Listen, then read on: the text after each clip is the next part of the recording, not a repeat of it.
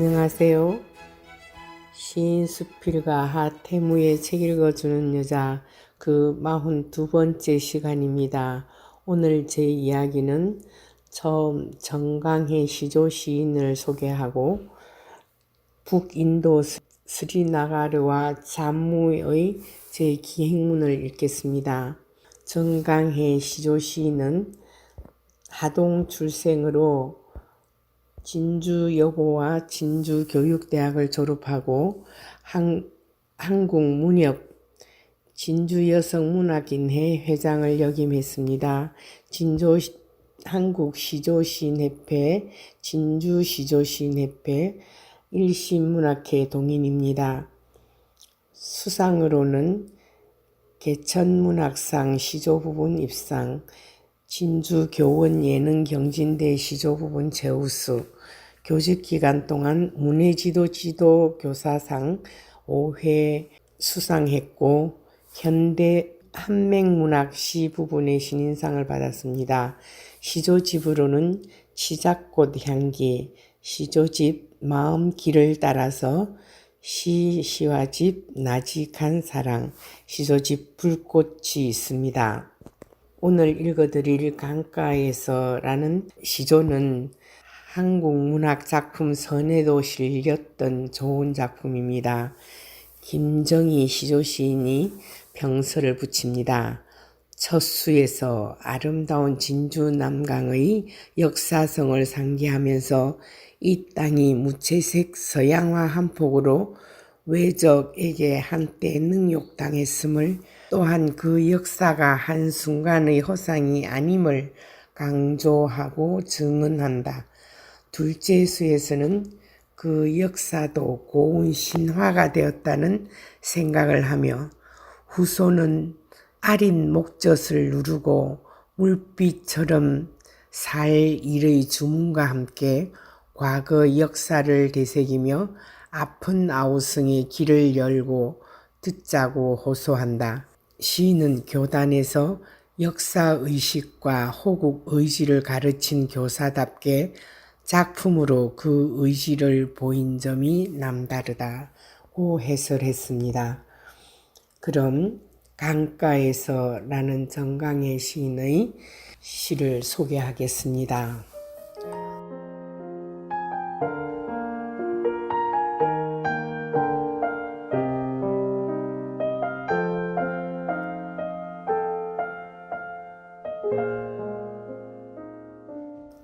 강가에서 정강해.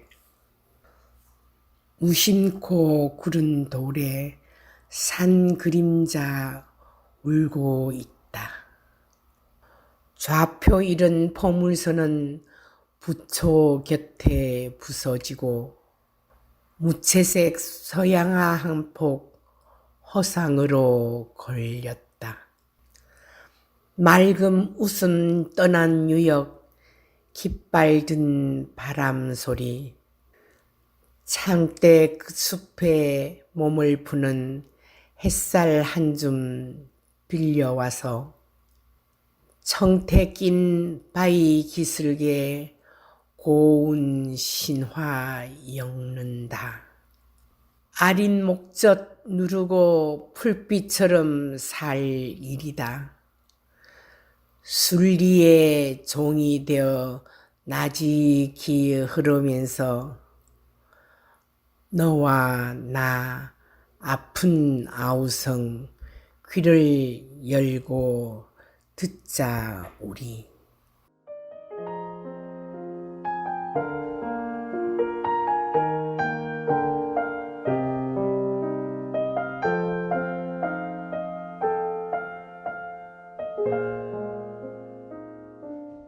제 이야기는 금요일 저녁 8시부터 30분간 남해 FM 91.9MHz 앱과 유튜브, 페이스북, 그리고 네이버 블로그 소리의 꿈에서도 진행되고 있습니다.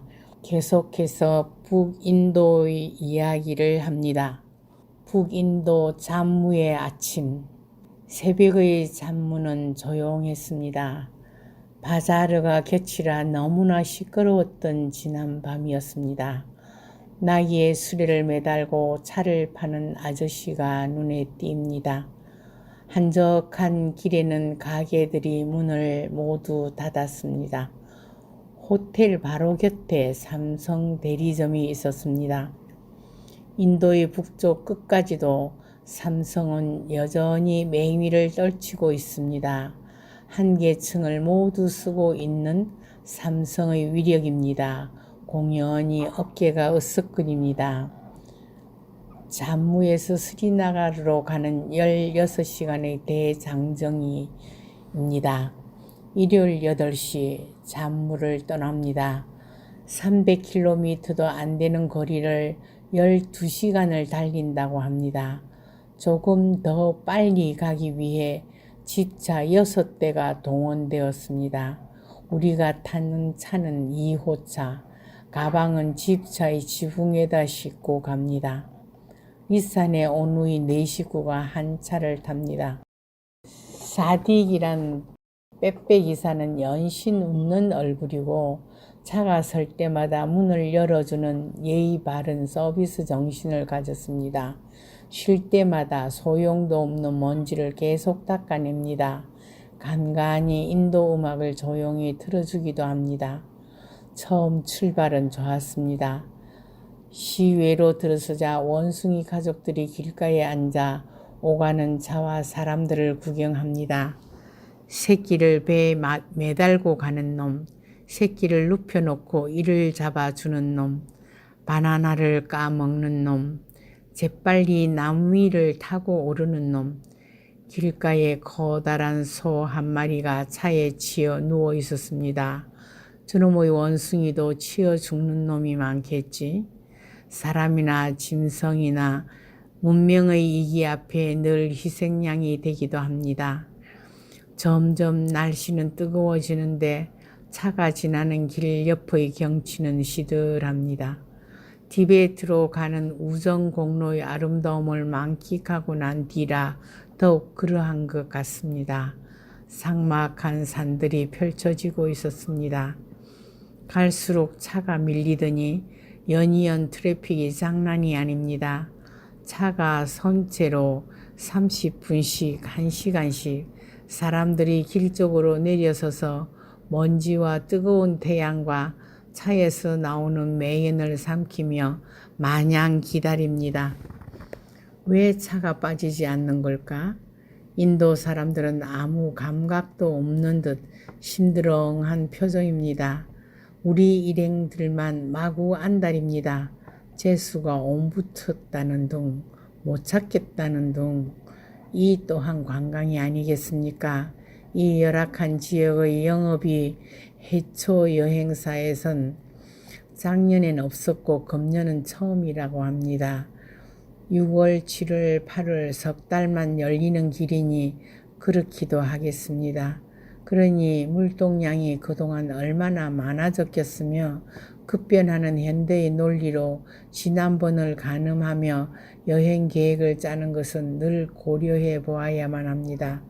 오랜 시간을 기다리다 가보면 어느 지역엔 철근을 실은 차가 중간에 주저앉아 있고 어느 지역엔 중간에 차가 두 동강이 난 채 머리와 몸통이 분리되어 길가에 서 있습니다.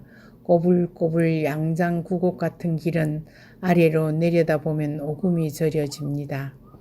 게다가 도대체 그 많은 물동량의 이동, 대형 트럭들은 어디로 물건을 실어 가는지 앞길을 막거나 옆에 서서 버팁니다.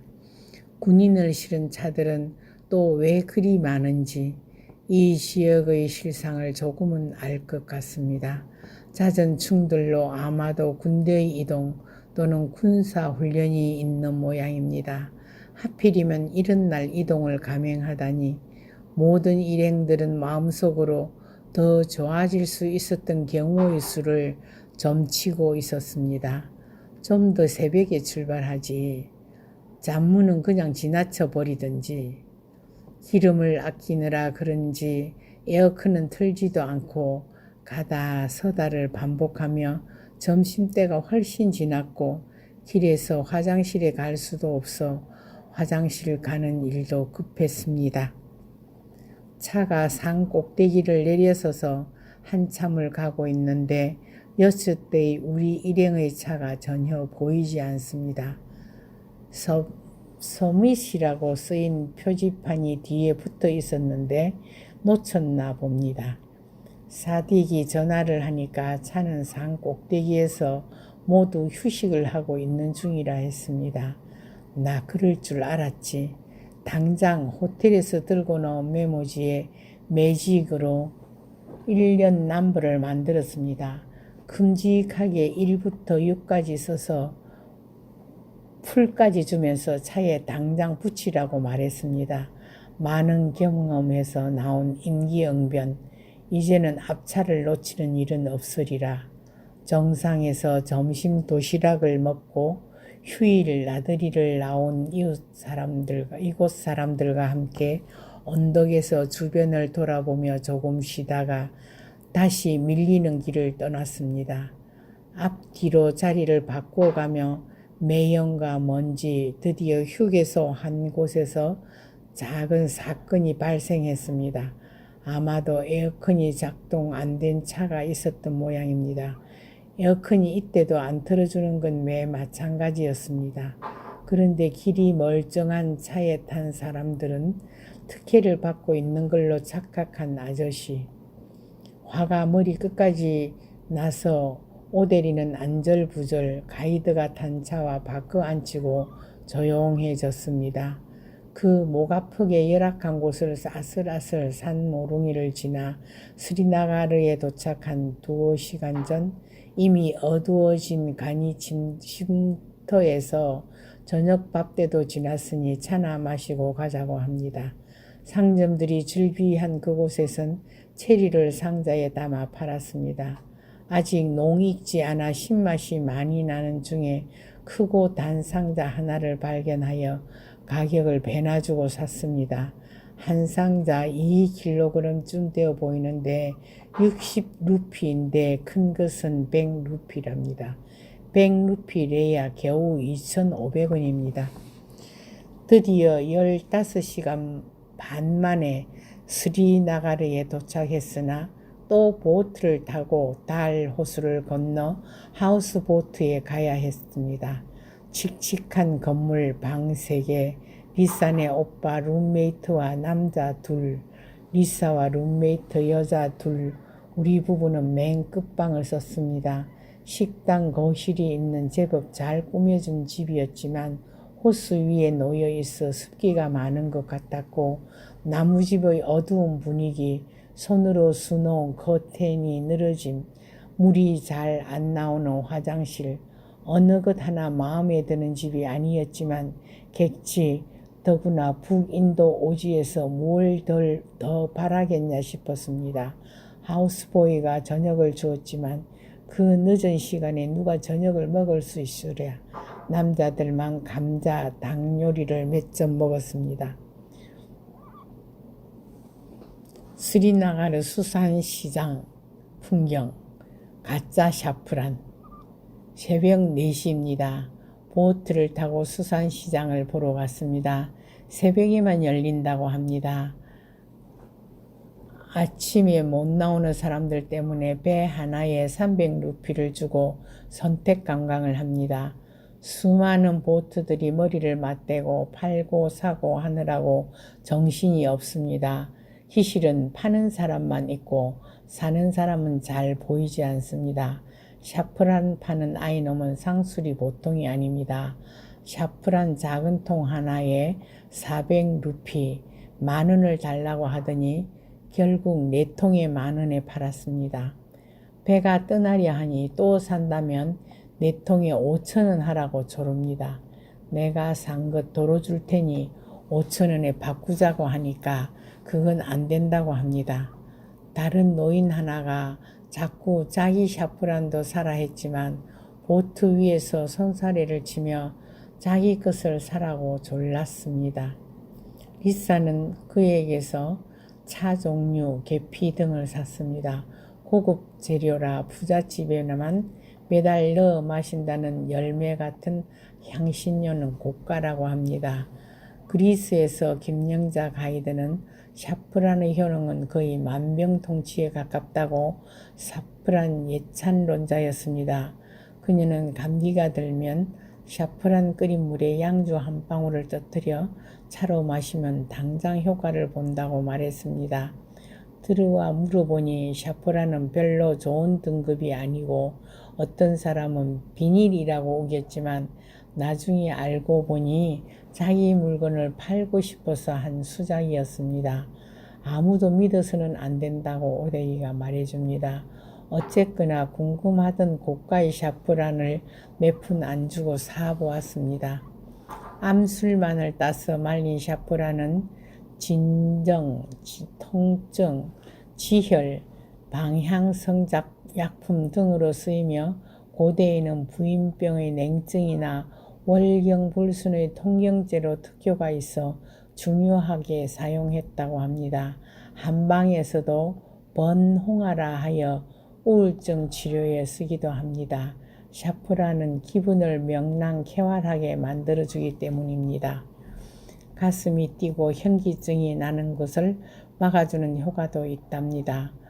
주 생산국은 스페인과 포르투갈, 네덜란드이며 값이 비싸서 주로 고급 요리의 향신료에 쓰입니다.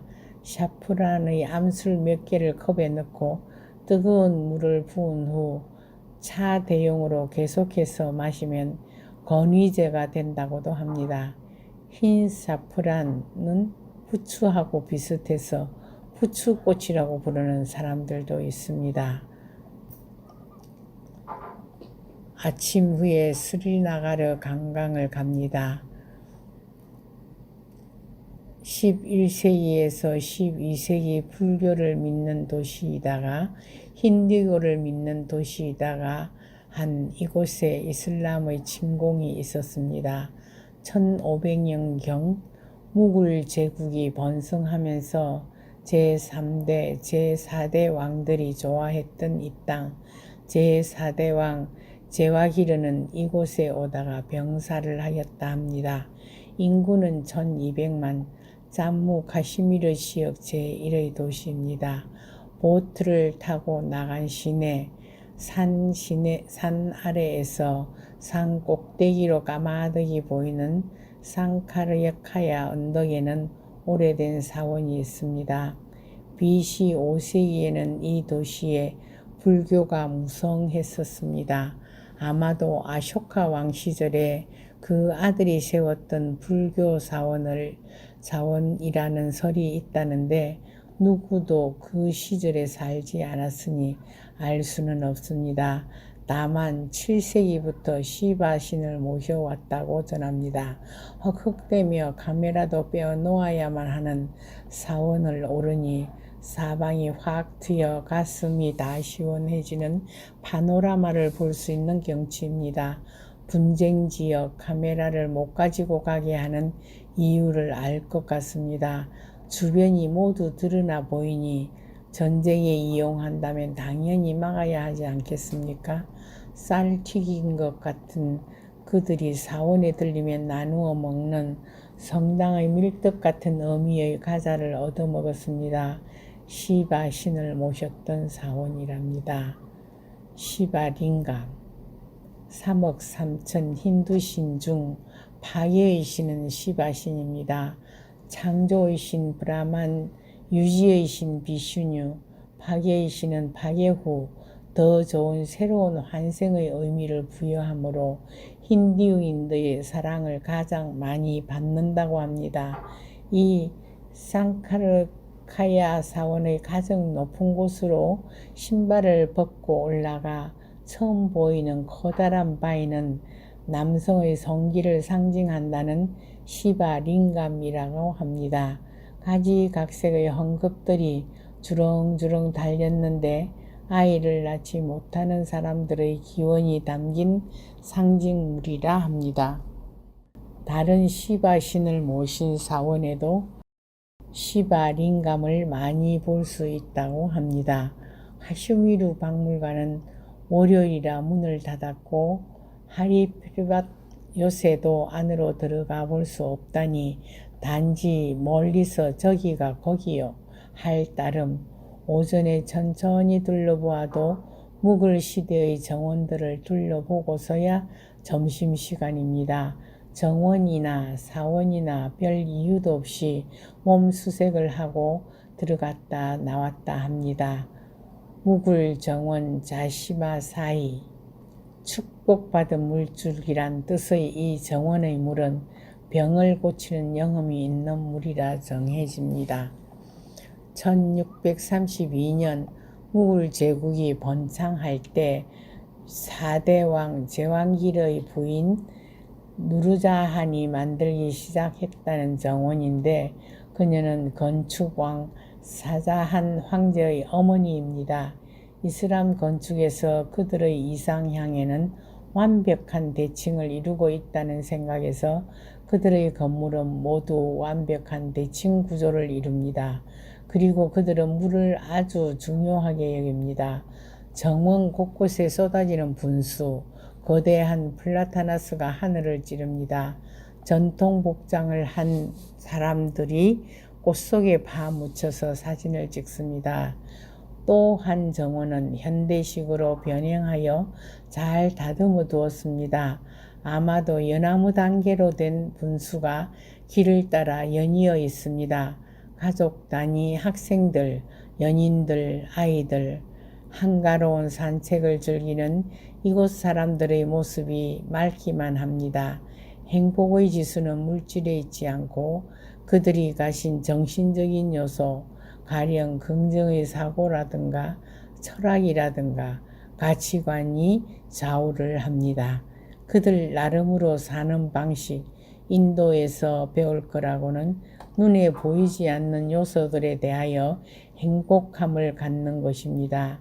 난 넘치도록 많이 가졌다. 사실은 보물 같은 가족들이 건재한다는 것만으로도 달 호수에 배를 띄우고 지상 낙원은 달 호수에 빠져 있었습니다. 거꾸로 선 반영들이 얼마나 아름다운지 자연은 아무 꾸밈 없이 제 모습을 호수에 그려냅니다. 우리가 살아온 사랑도 저리 호수 아래 드리어진 그림자처럼 아무런 꾸밈 없이 반영으로 나타나리라. 향을 싼 종이에는 향내 나고 생선 싼 종이는 비린내가 나고 살아가며 훈수된 습관, 탐진치로 찌든 영혼 안에 언제나 향내가 피어오를까요? 저 대궁을 올리지 못하고 납작하게 엎드려 핀 수련의 겸손함으로도 아잔 한도막 때때로 흥얼거리는 무슬림의 기도로도 다툼은 이 땅 위에 지상 낙원을 세우지 못하고 이어지는데 세월을 낚는 강태공, 달 호수의 물오리들, 호수 위를 나는 독수리마저도 달 호수에서 지상 낙원을 그려내고 있었습니다. 철없이 물장구 치는 아이들과 함께